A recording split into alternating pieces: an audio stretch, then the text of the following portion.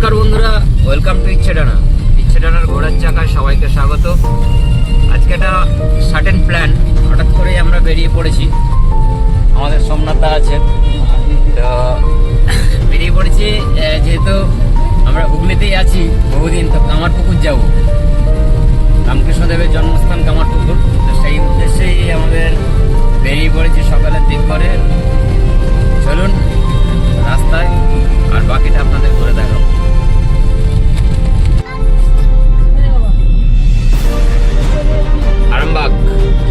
আরামবাগ পৌরসভা, we are on the way now, enjoy with rain. বহুদিন পরে কামারপুকুর, এই কামারপুকুরের গেস্ট হাউস। ভেতরে তো কামারপুকুরের ভেতরে ফটো তোলাটা নিষেধ, সেই পুরো রাস্তা আবার নতুন করে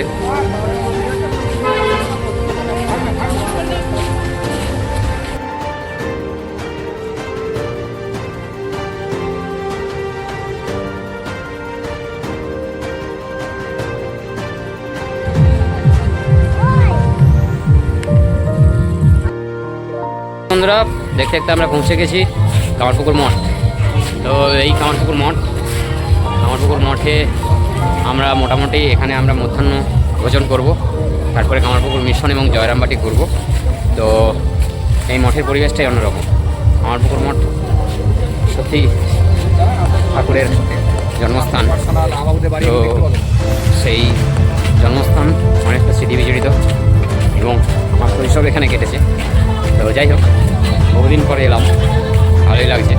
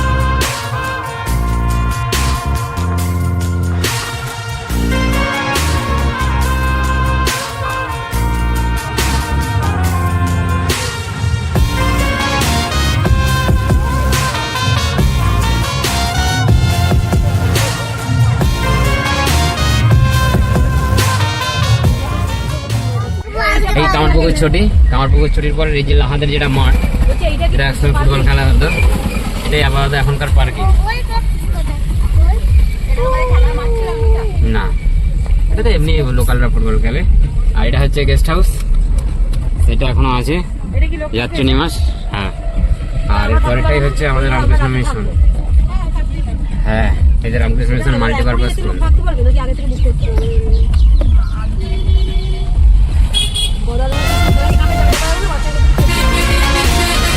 হ্যাঁ, এখানে একটা পার্ক আছে, এই পার্কে আমরা খেলতে আসতাম।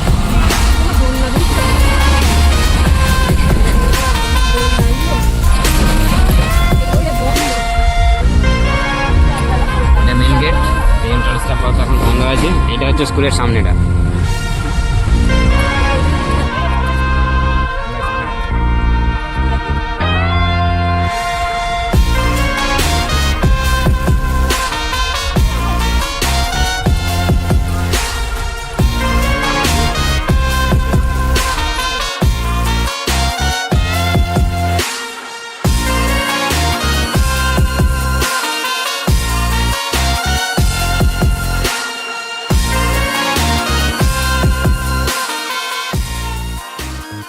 রামকৃষ্ণ মঠ এবং রামকৃষ্ণ মন্দির ঘুরে আমরা মা শারদা আশ্রম জয়রামবাটি চলে এলাম।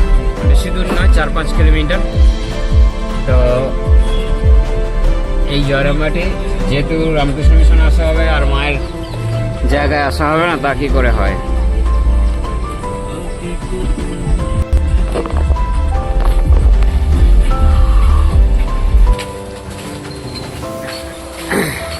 আমরা মা শারদা মায়ের মন্দিরের দিকে যাচ্ছি।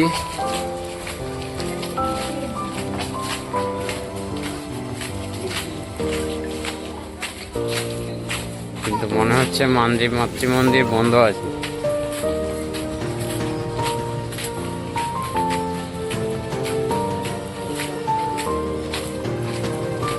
চারটে খুলবে।